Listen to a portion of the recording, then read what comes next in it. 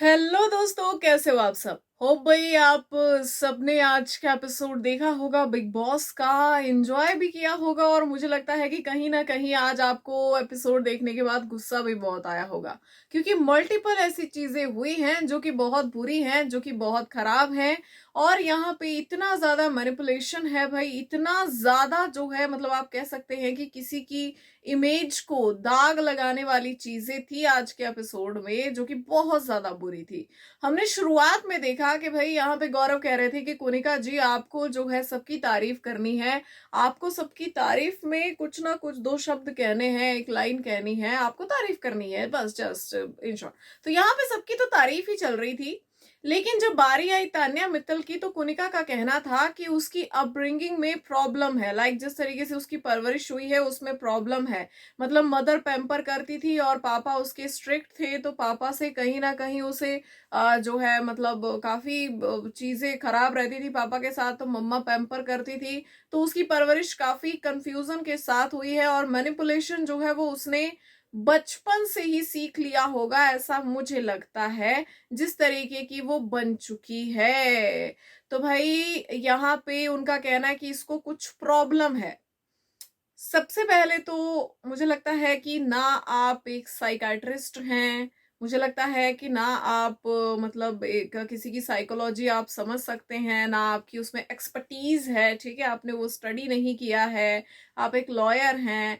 तो फिलहाल जो है मुझे लगता है कि जिस तरीके के कमेंट्स आप कर रही हैं, आप तान्या मित्तल को बाहर से भी नहीं जानती हैं, तो घर में वो क्या कर रही है, हो सकता है वो उसका गेम हो, उसको लेकर आप ये कैसे कह सकते हैं कि भैया परवरिश में प्रॉब्लम रही है। मतलब उस तरीके से नहीं कि उसको संस्कार नहीं मिले, ये वो सो उसका जो जैसे पालन पोषण उसका हुआ है, ठीक है, वो खराब था, मतलब उसके माँ बाप का तरीका खराब था उसको पालने पोसने का, ठीक है। क्योंकि यहाँ पे तान्या मित्तल कई बार ये चीज कह देती है कि पापा मानते रही थे, ये वो सो। तो भाई तान्या मित्तल को कहने दो, वो जो कह रही है, आप उसमें बहती गंगा में हाथ धोने के लिए ना जाएं तो आई थिंक आपके लिए सही रहेगा, क्योंकि इसमें आप ही सही नहीं दिखेंगी कुनिका जी।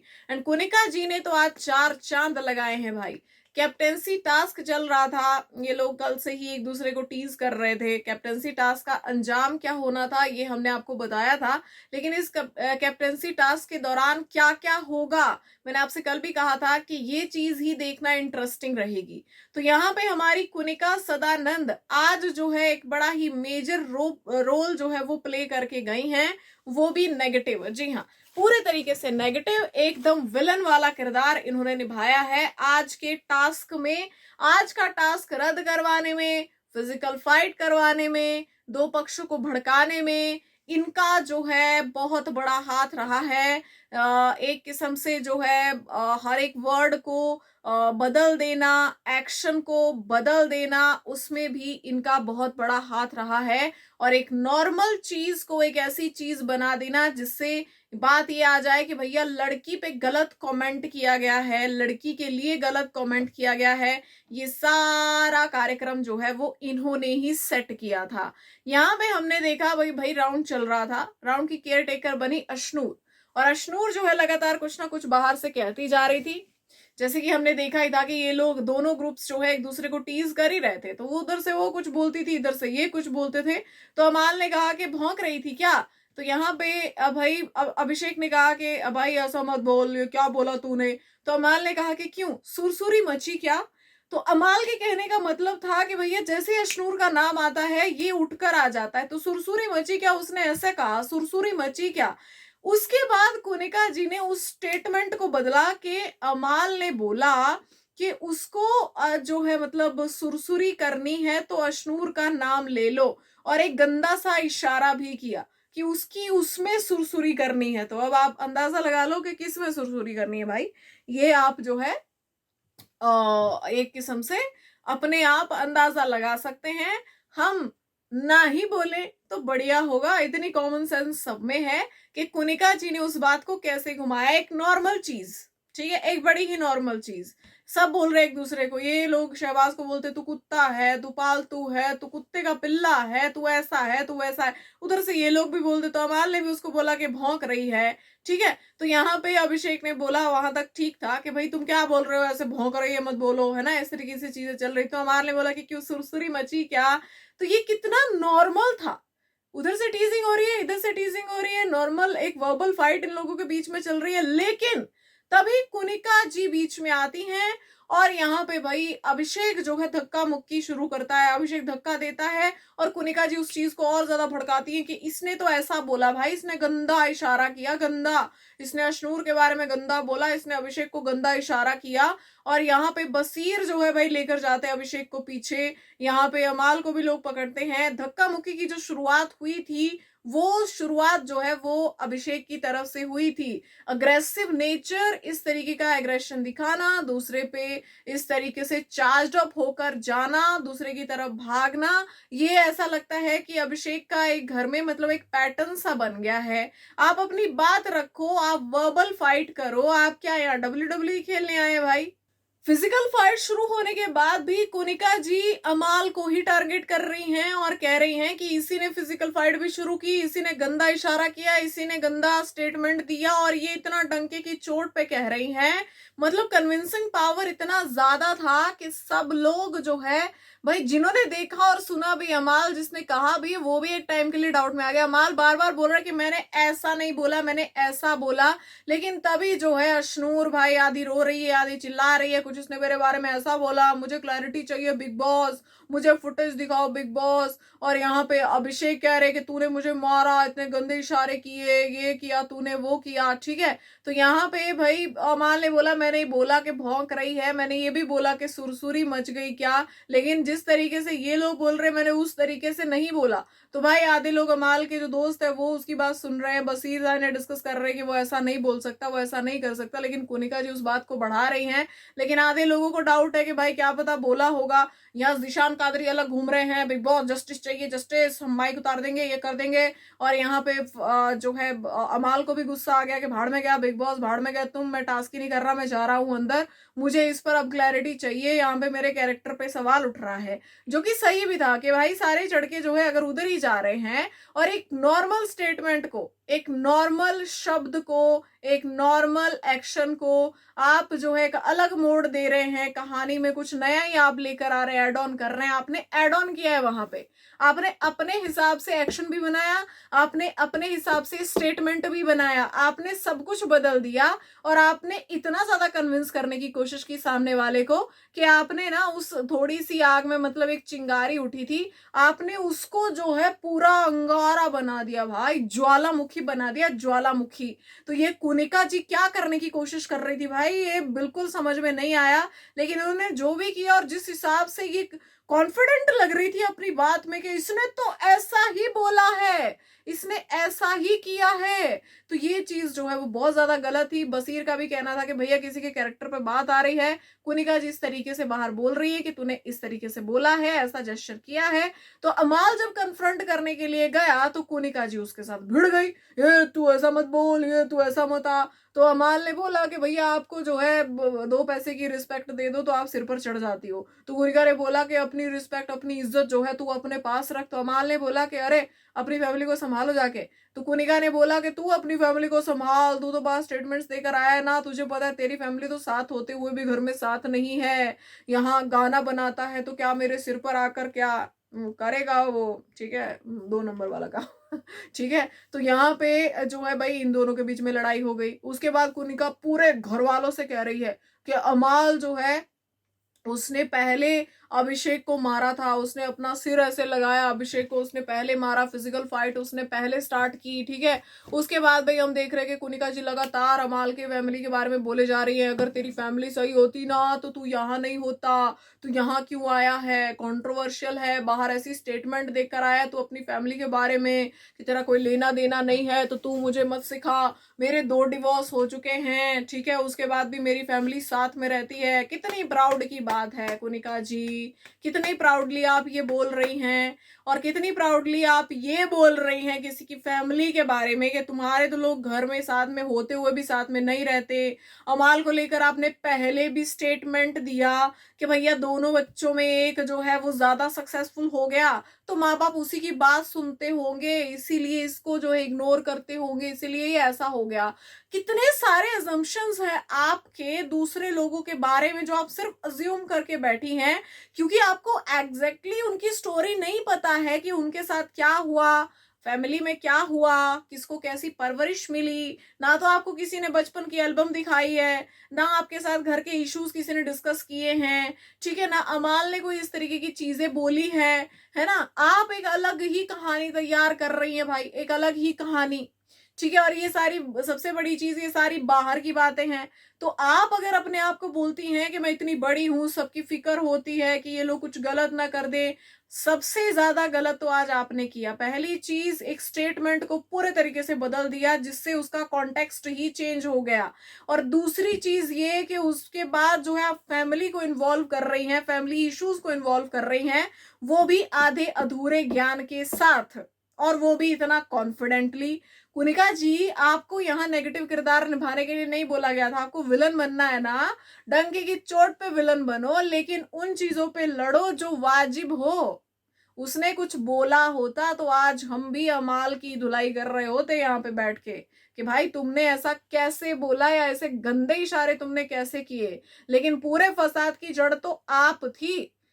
सारा जो मुद्दा है वो आपने इतना ज्यादा कंफ्यूजिंग कर दिया कि मैंने कहा ना कि जिसने कहा भी है भाई वो भी एक टाइम के लिए बोल रहा है कि ये सच बोल रही है कि मैं सच बोल रहा हूं। क्या था ये तो ये भाई उसके बाद जो है अमाल के साथ भिड़ली, ये सबके साथ भिड़ली, शहबाज के साथ भिड़ली, ठीक है। यहाँ पे फिर ये आ गई तान्या को ढूंढती हुई, किसके लिए? एक पैन धोने के लिए, ठीक है, कि भाई धोया क्यों नहीं तुमने, धो तुम जाके, तुम अभी धोगी जाके। ये क्या है भाई? उसने ठीक बोला आपको, वो सर्वेंट नहीं है आपकी, ठीक है, आप उसको पे नहीं करती हैं जो जाके जब आप बोलेंगे कि तुम आओ। अच्छा किया तान्या ने वो नहीं गई। मुझे यहाँ पे वो बिल्कुल सेंसिबल डिसीजन लगा। और उसने ये भी बोला कि भैया आप जो है आप मुझे डिसेंसी की बातें सिखा रहे हो, ठीक है, आप में कितनी डिसेंसी है जो आप दूसरे की फैमिली के बारे में इस तरीके की उठपटांग चीजें आप बोल रहे हो। तो कुनिका जी क्या बोल रही है? चल चुप कर, चल चल चुप कर। ये किस तरीके की हरकत है कुनिका जी? ये मुझे नहीं लगता मम्मी वाली हरकत है। मेरी मम्मी ऐसा नहीं करती, चल चल चुप कर निकल, ठीक है, मेरी मम्मी नहीं करती ऐसा। मुझे और का नहीं पता, मेरी मम्मी इस तरीके की हरकतें नहीं करती, ठीक है। और जबकि वो तो आपसे थोड़ी छोटी है, थोड़ी क्या बहुत ज्यादा छोटी है, फिर भी वो ऐसी हरकतें नहीं करती। मैंने मम्मियों को ऐसी हरकतें करते नहीं देखा है, जिनको ख्याल होता है आप लड़ो भिड़ो जो मर्जी करो, उसके बाद अपना, एक तो पहली चीज एज कार्ड मत खेलो, उसके बाद आप इज्जत बेइज्जती की बातें मत करो, क्योंकि आप भी कोई कसर नहीं छोड़ती हैं। अगर आप अपने आप को बड़ा और इनको बच्चा समझती तो आप इनको अच्छी चीजें सिखाती, ना कि आप इस तरीके की बातें करती, ठीक है। अगर आपका लेवल बहुत ऊंचा है तो आप जो है दूसरे के लो लेवल पे नहीं जाओगी, लेकिन आप कर रही हो। तो आप यहाँ पे ना तो जो है बहुत बड़ी हो, ना बहुत छोटी हो, आप सिर्फ एक कंटेस्टेंट हो, एक दावेदार हो, एक कंटेंडर हो वहां पे, जो कि जीतने के लिए आया है और भिड़ रहा है, कंपटीशन में बना हुआ है। तो अपना एज कार्ड एक तो बार बार मत लाइए, ठीक है, कि किसी को तमीज नहीं है, किसी को नहीं है, क्या है, ये है, वो है, सो है। तो यहाँ पे भाई तान्या ने बहुत सही चीज कही कि इज्जत से बोलती तो मैं जाती। भाई आज तो मैं भी तान्या के साथ हूँ। हालांकि उसने आगे चल के दो बातें नीलम को ज्यादा ही सुनाई कि मुझे नौकरानी बोल रही थी, ऐसे बोला नहीं उन्होंने, नौकरानी नहीं बोला, वो तान्या नहीं बोला कि आप मुझे अपना सर्वेंट मत समझिए, मैं आपकी सर्वेंट नहीं हूँ कि आप बोलोगी तो मैं आ जाऊंगी, मैं आ जाऊंगी अपने हिसाब से दूंगी, अगर आप ढंग से बोलती तो मैं चलती आपके साथ। तो यहाँ पे हमने देखा कि भैया ये सारी भसड़ मची, इन लोगों ने, कोई माइक फेंक रहा है, कोई कुछ कर रहा है, कोई कुछ कर रहा है, यहाँ पे अपने अपने सब बोल रहे हैं, कुछ ना कुछ चल रहा था इन सब लोगों का। और यहाँ पे उसके बाद अश्नूर जी आती हैं, पहले पूरी भसड़ हो गई, क्लैरिटी इन लोगों को भी नहीं थी, क्लैरिटी अभिषेक को भी नहीं थी कि क्या हुआ। वो अश्नूर को बोल रहा है कि कुनिका जी बोल रही हैं कि ऐसा हुआ, देख मैंने नहीं देखा, कुनिका जी बोल रही है कि ऐसा हुआ, लेकिन उससे पहले तो आप चार्ज अप होकर जो है वो चढ़ गए थे अमाल पे। आप भाई थोड़ा इस्तेमाल करो, ठीक है, टास्क में बोलते हैं ना, सिर्फ वो जोश से काम नहीं लेना है, थोड़ा होश भी रखो उसका। जो है कहीं ना कहीं अगर आप में ताकत है, हम जानते हैं भाई आप बहुत फिट बॉडी लेकर घूम रहे हो, लेकिन इसका मतलब ये नहीं है कि जहां मौका मिलेगा वहां कुश्ती शुरू कर दोगे। ये बिग बॉस का घर है, आपका कुश्ती का रिंग नहीं है जहां पे कुश्ती शुरू हो जाएगी और रेफरी आएगा, ठीक है। तो यहाँ पे आपको वर्बली जीतना है भाई, फाइट में मुक्के लात मार कर नहीं, लात घूंसों से जीतने वाली ये जगह नहीं है, उससे आप सीधा बाहर जाओगे। हो सकता है बाहर से कहीं और भी चले जाओ, है ना, सीधा चल लेफ्ट ले, है ना, और लेफ्ट लेके कहीं दूसरे ही बिग बॉस में ना चले जाओ जहां कई चक्कर काटने पड़े। चीजें लीगल भी हो सकती है अभिषेक जी, तो थोड़ा सा अपने जोश पे, थोड़ा सा होश का कंट्रोल रखें तो बेहतर होगा आपके लिए। आपको मुद्दा भी नहीं पता, आपको ये भी नहीं पता कि क्या हुआ। आप अशनूर को बाद में बोल रहे हैं कि कुनिका जी बोल रही हैं, मुझे नहीं पता, मैंने नहीं देखा। लेकिन आप इतना बड़ा फसाद आप लोगों ने तैयार कर दिया उस मैटर पे जिसपे आपको क्लैरिटी नहीं है। भाई कम से कम कंफर्म तो कर लो, एक बार पूछ तो लो, ठीक है, उसी बंदे से पूछ लो। और अगर वो झूठ भी बोलेगा तो वीकेंड के बारे में वो क्लियर हो ही जाएगा ना, और जनता तो बैठी है बाहर उसको सबक सिखाने के लिए। आपको क्यों इतनी जल्दी थी लात घूंसे की, जो आप इतना उमड़ उमड़ कर जा रहे थे? और आप क्या कर लेते, अगर आप वो कर लेते उसके बाद क्या होता, उसके बाद का कभी आपने सोचा है? भाई मैं बिल्कुल भी इन चीजों में, मतलब वायलेंस की तो मैं सख्त खिलाफ हूँ। ये इस तरीके की चीजें, इस तरीके के मुद्दे जिनका सिर पैर नहीं था, जिनमें कोई क्लैरिटी नहीं थी किसी को कि हुआ क्या, जिसमें अमाल चीख चीख के कह रहा है कि उसने ये नहीं, उसने ऐसा कहा, लेकिन कुनिका जी उस स्टेटमेंट को बदल दे रही हैं। और ये लोग आधा अमाल के स्टेटमेंट में फंसे हुए हैं, आधा कुनिका के स्टेटमेंट में फंसे हुए हैं, क्लैरिटी किसी को है ही नहीं। तो अशनूर जी हमारी जाती हैं और कहती हैं कि टास्क कंटिन्यू करते हैं, एक काम करते हैं, सबने एफर्ट डाला है, टास्क रद्द हो जाएगा, नहीं तो हम टास्क कंटिन्यू करते हैं। और टास्क के बाद हम क्या करेंगे, क्लैरिटी देखो मुझे आज ही चाहिए। तो अगर नहीं क्लैरिटी मिलती है लाइट्स ऑफ होने से पहले, तो क्या करेंगे कि भैया हम अपने सारे माइक उतार कर फेंक देंगे, बस ठीक है। सब जो है साथ में माइक उतार के फेंक देंगे। अब इसके इनके कुछ दो चार दोस्त जो हैं वो इनकी बात से एग्री कर रहे थे, आधों को तो पता भी नहीं चला कि इन्होंने क्या बोला। अब भैया आई बारी बिग बॉस की, और बिग बॉस की जब बारी आती है और बिग बॉस का जब रौद्र रूप देखने को मिलता है तो बड़ा खतरनाक होता है भाई। बिग बॉस ने लेफ्ट राइट से धुलाई की है आज, बढ़िया से, सिर के ऊपर से भी की है, बहुत बढ़िया एकदम, ताकि इनके दिमाग में जो है वो बातें अच्छे से घुस जाएं कि भैया डेमोक्रेसी है लेकिन घर बिग बॉस का ही है, ठीक है। और आप लोग क्या एहसान कर रहे थे क्या मुझ पे टास्क करके? हैं, एहसान कर रहे हो मुझ पे टास्क करके? क्या हो तुम, गेस्ट बन के आए हो घर में? मतलब ट्रॉफी किसको जानी है भाई, किसको लेनी है ट्रॉफी? है टास्क नहीं करोगे, माइक उतारोगे? मतलब मुझे पुणे सुपरस्टार की याद आ रही थी आज, उनका वो डायलॉग याद आ रहा था, आओ सालो, है तुम्हें मैं बताता हूँ, चलो निकलो इस जेल से बाहर और अंदर चलो, अंदर बैठो सोफे पे, तुम्हारी धुलाई करता हूँ, ठीक है। तो बिग बॉस ने इनकी अच्छी खासी क्लास लगाई कि तुमने पुराने सीजन देखे नहीं है क्या? तुम्हें पता है आज तक जो है जिसने भी कभी किसी भी सीजन में ऐसी डिमांड की कि फुटेज दिखाओ, हमें वीडियो दिखाओ, ऐसा कर दो, तुम्हें लगता है हम पूरी कर देते क्या? तुम्हारी डिमांड्स पूरी करने के लिए बैठे हम, फीस भी हम ही दें तुम्हें, डिमांड्स भी हम ही पूरी करें? ये नहीं है कुछ कर भी लो, कंटेंट दो, टास्क का सत्यानाश कर दिया, इतना बड़ा सेटअप लगाया था, तुम लोगों को पता है उसमें कितना टाइम लगता है और वो कितना महंगा होता है भाई। हर सेटअप जो है वो कितने का बिग बॉस को पड़ता होगा, वो तो एक अलग ही कहानी है, उस पर तो हम जाएंगे ही नहीं भाई, वो प्रोडक्शन वाले देख रहे हैं, कोई बात नहीं। लेकिन यहाँ पे ये जो तुम हेंकड़ी दिखा रहे थे कि हम टास्क नहीं करेंगे, अच्छा अब कर लेते हैं, तुम होते कौन हो टास्क रोकने वाले या शुरू करने वाले? मैं हूं बिग बॉस, ठीक है, मैं हूं बिग बॉस, और मेरे पे इन चीजों का कोई असर नहीं पड़ता है। मुद्दे पे बात करो करो, एक दूसरे को जो भी बोलो, और जो बोलना है बोल के खत्म करो। और अगर तुम्हें चाहिए कि उस पर तुम्हें न्याय मिले तो भाई वो वीकेंड का वार आता है, हमारे होस्ट आते हैं, हर मुद्दे पे प्रकाश डाला जाता है और हर मुद्दे के बारे में बात होती है, तो वहां पे तुम्हारी बात हो जाएगी। लेकिन ये जो डिमांड्स हो रही हैं कि माइक उतार के फेंक देंगे, जो धमकियां दे रहे हो और कन्फेशन रूम में बुलाओ, तो मैं बिग बॉस हूँ, अपनी मर्जी से कन्फेशन रूम में बुलाता हूँ। मतलब आज तो ऐसा लग रहा था बिग बॉस बोलने वाले, मेरा घर, मेरे रूल्स, मेरी मर्जी, मरो सालो तुम लोग है ना। तो ऐसा लग रहा था आज तो बिग बॉस ने एकदम गुस्से में भाई इनको ठीक झटका है, बहुत बढ़िया से झटका है। और यहाँ पे जो है ये भी बताया कि सालों साल के इतिहास में आज तक कभी किसी को वीडियो नहीं दिखाया हमने।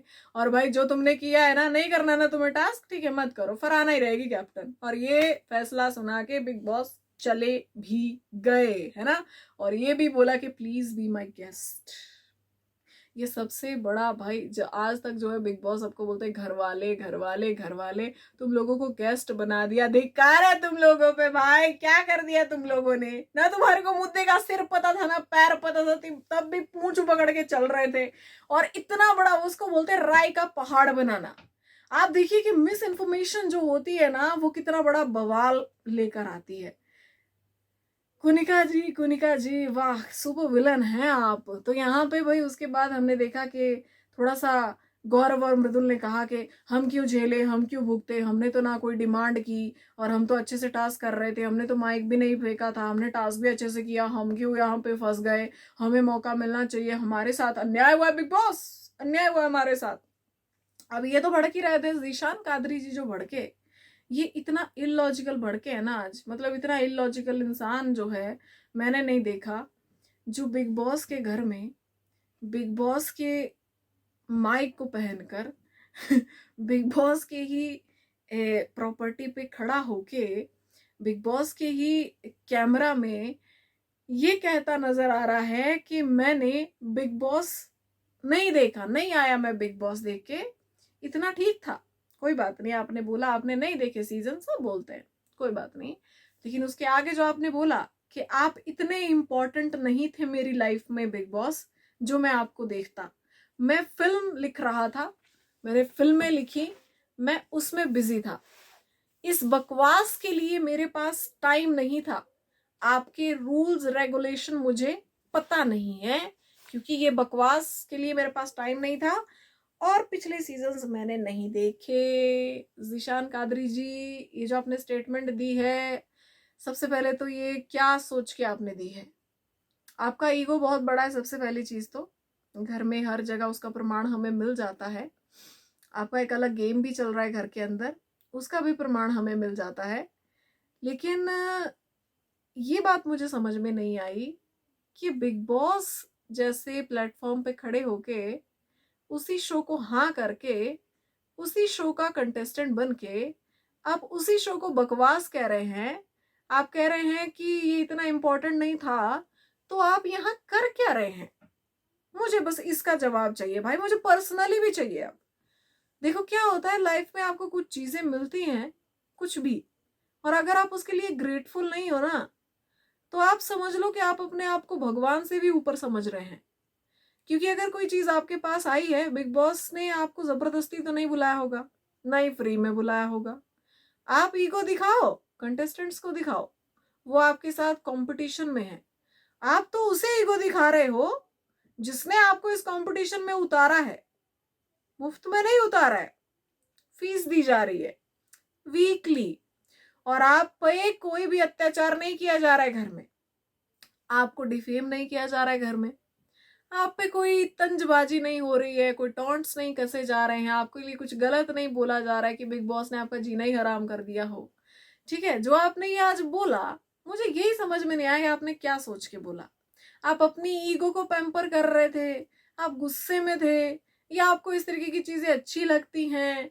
ठीक है, बिग बॉस इंपॉर्टेंट नहीं था तो ज़ीशान कादरी जी घर में क्यों है, मुझे ये बता दो भाई, कोई तो बता दो।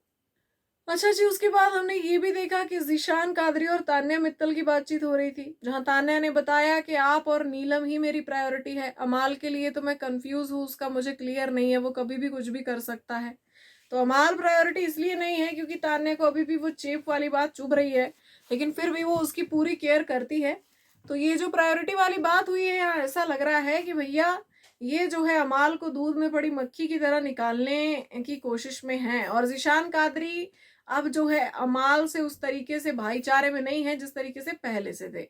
ज़ीशान कादरी को शहबाज से प्रॉब्लम हो रही है और वो बार बार एक नैरेटिव देने की कोशिश कर रहे हैं कि शहबाज जो है वो अमाल को भड़का रहा है, अमाल अमाल को भड़का रहा है, उससे गलत चीजें करवा रहा है, जबकि शहबाज ने ना तो उसे भड़काया है ना उससे कोई गलत चीज करवाई है। अमाल को शहबाज की कंपनी पसंद है, इसीलिए वो उसके साथ रहता है, ठीक है। और मुझे लगता है कि ज़ीशान कादरी से जेन्युइन दोस्त अमाल के लिए शहबाज है, क्योंकि ज़ीशान कादरी जो है वो हर तरफ जाकर बातें करते हैं, वो बातें बनाते हैं, हर जगह उन्होंने पूंछ पकड़ के रखी है, जहां पे मौका आने पर, समय आने पर वो फायदा उठा सके, जैसे कि अशनूर के साथ वो बना के रखते हैं, ठीक है। तो यहाँ पे जो है मुझे लगता है कि अमाल के साथ तो बस वो एवं ही थे, वहां पे भी कोई ऐसी कोई पक्की दोस्ती मुझे नजर नहीं आती थी।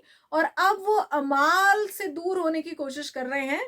हुआ इसलिए नहीं जा रहा है क्योंकि उधर एक ग्रुप बना हुआ है और सामने वाला ग्रुप खाने को आता है, ठीक है। अब किसी तरीके से लोगों को आधा करने की कोशिश हो रही है कि भैया जो ज्यादा ही करीब है अमाल के उनको वहीं रहने दो, खासकर शहबाज को। शहबाज और अमाल अलग रहें, ये तान्या से कह रहे हैं कि अगर जैसा ग्रुप मेरा अमाल का और बसीर का पहले बना था वैसा अगर तुम्हारा मेरा नीलम का और इसका बन जाए, क्या बोलते हैं, बसीर का, ठीक है। तो तान्या कह रही है कि पॉसिबल तो है। तो भैया यहाँ पे अलग ग्रुप बनाने की बातें हो रही है। आप देखिए कि दो ग्रुप्स में इतनी एकता नहीं है, ये अभी भी अलग ग्रुप बनाने की बातें कर रहे हैं। और ज़ीशान कादरी जी एक तरफ तो आप कहते हैं कि डरता नहीं हूं मैं अकेले खेलने से, और दूसरी तरफ आप जो है नंबर गेम में ज्यादा विश्वास करते हैं, आप जो है ग्रुप्स बना रहे हैं। तो अगर आप अकेले खेलने से डरते नहीं है तो ग्रुप्स क्यों बना रहे हैं, मुझे ये भी बात समझ में नहीं आ रही है। इनकी हर स्टेटमेंट कॉन्ट्राडिक्टरी है भाई, ये बहुत कॉन्ट्राडिक्ट करते हैं, इतना तो तान्या भी नहीं करती जितना ये करते हैं। और यहाँ पे आज भाई हमने ये भी देखा, ये तो थी ज़ीशान कादरी की बात और ये तान्या की बात। भैया ये ग्रुप टूट सकता है बहुत जल्दी, लेकिन मुझे नहीं लगता कि तान्या अमाल को छोड़ेगी, वो फिर भी उधर हाथ पकड़ के रखेगी, वो फिर भी लगता नहीं अभी जिस तरीके से उसके जो है चीजें हैं वो इस और इशारा नहीं करती कि वो छोड़ के जाएगी। हालांकि ज़ीशान कादरी और अमाल में बहुत जल्दी लड़ाई हो सकती है और उसकी शुरुआत भी हो चुकी है, चिंगारी दोनों तरफ लगी हुई है, लेकिन ज़ीशान जगह जगह जगह जगह जाके फट रहे हैं, अमाल इतना नहीं जाके किसी को बोल रहे, अपने ही दोस्तों के बीच में उनके बातें हैं। अच्छा, अब मैंने जो है देखा भाई तान्या ने आज एक स्टेटमेंट दिया जो कि बड़ा ही सटीक था, इसीलिए मैं कहती हूँ कि इस लड़की की ऑब्जर्वेशन बड़ी सही है। आप इसको कुछ भी बोलो, फेंकू ये वो सो, लेकिन जो जो ये ऑब्जर्व करती है ना वो दिखाता है कि जो ये स्क्रिप्ट बना के आई है ना ये अमीरी वाली, ठीक है, उसके लिए भी दिमाग चाहिए, उसके लिए भी दिमाग चाहिए, ऐसा दिमाग जिसमें आप फंसो ना। आज इसने अपना दिमाग फिर से दिखाया, कई बार ये प्रूफ मिलता है तान्या की तरफ से। अभिषेक गया इनके पास आज, नीलम को बोला कि तुम नॉमिनेटेड हो, कहीं तुम्हारे मन में ही ना रह जाए कि मैं कैप्टन नहीं बन पाई, ठीक है। तो हम कहते हैं बिग बॉस को कि टास्क दोबारा से शुरू करवाया जाए, हम रिक्वेस्ट करते हैं बिग बॉस से सब मिलके, तुम भी करो। तो तान्या ने कहा कि देखो मुझे ऐसा लगता है जितना मैंने देखा है, ठीक है, बिग बॉस और सलमान खान जब एक बार कोई स्टेटमेंट दे देते हैं तो उसको कोई नहीं बदल सकता। फिर यहाँ पर अगर उन्होंने कोई फैसला ले लिया है बिग बॉस ने, तो आप चाहे लाख बार रिक्वेस्ट कर लो फैसला नहीं बदलेगा, तो हम इसमें आपका साथ नहीं देंगे। तो यहाँ पे कितनी सटीक ऑब्जर्वेशन थी कि जब बिग बॉस ने कह दिया भाई तो कह दिया, वो अंतिम निर्णय होता है, फिर अंतिम फैसला। इवन सलमान खान ने भी जो कह दिया वो भी अंतिम फैसला होता है, उसमें भी कोई चेंज नहीं किया जा सकता। तो ये स्टूपिड हरकतें, ये माफी मांगना, ये करना, आपको लगता है आप बिग बॉस को कन्विंस कर लोगे? यहाँ तान्या बड़ी सही थी और यहाँ तान्या ने एक बार फिर से दिखा दिया बहुत क्लेवर है, बहुत दिमाग है उस लड़की में। उसके बाद भाई हमने देखा यहाँ पे बसीर का एक स्टेटमेंट, जहां पे ऐसा लग रहा है कि बसीर जो है वो इस फिराक में है कि अगर कोई अग्रेसिव है तो उसके एग्रेशन का किस तरीके से फायदा उठाया जाए। आज वो अमाल को समझा रहे थे, वो अमाल को कह रहे थे कि आगे से अगर कोई आपके इतने नजदीक आ जाए ना, तो अमाल ने कहा कि फिर क्या करना है, वहां से वॉक ऑफ करना है, मतलब वहां से चले जाऊं क्या मैं? तो यहाँ पे बसीर ने कहा कि नहीं, उस चीज का फायदा उठाओ, उसको मिस्टेक करने दो। अब मिस्टेक इन द सेंस क्या था, यहाँ पे मिस्टेक का मतलब था कि भैया उसको जो है फिजिकल फाइट पे उतारू होने दो, पहले उसको कुछ ऐसी हरकत करने दो जिससे मुख्य द्वार खुले और वो सीधा बाहर जाए।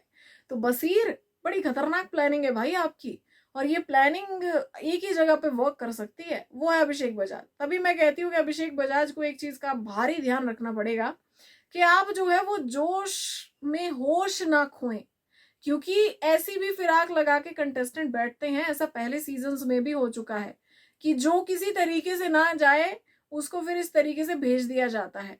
तो अगर जिस तरीके से आप ट्रिगर होते हैं वो तो आपको कोई भी उकसा सकता है और आप किसी पे भी हाथ उठा सकते हो, और हाथ उठाया, ठीक है। तो मुझे लगता है कि अभिषेक को थोड़ा बच के रहना चाहिए इन मामलों में। बाकी आज का एपिसोड एंगेजिंग था, काफी कुछ हुआ, और जो हुआ वो बहुत गलत हुआ, जिन लोगों ने किया बहुत गलत किया। अब हम उम्मीद करेंगे कि वीकेंड का वार में लेखा जोखा निकले और वही कच्चा चिट्ठा खोला जाए। तो मिलेंगे कल के एपिसोड के रिव्यू में, तब तक के लिए अपना ध्यान रखिए। Good night, have a peaceful sleep, bye bye.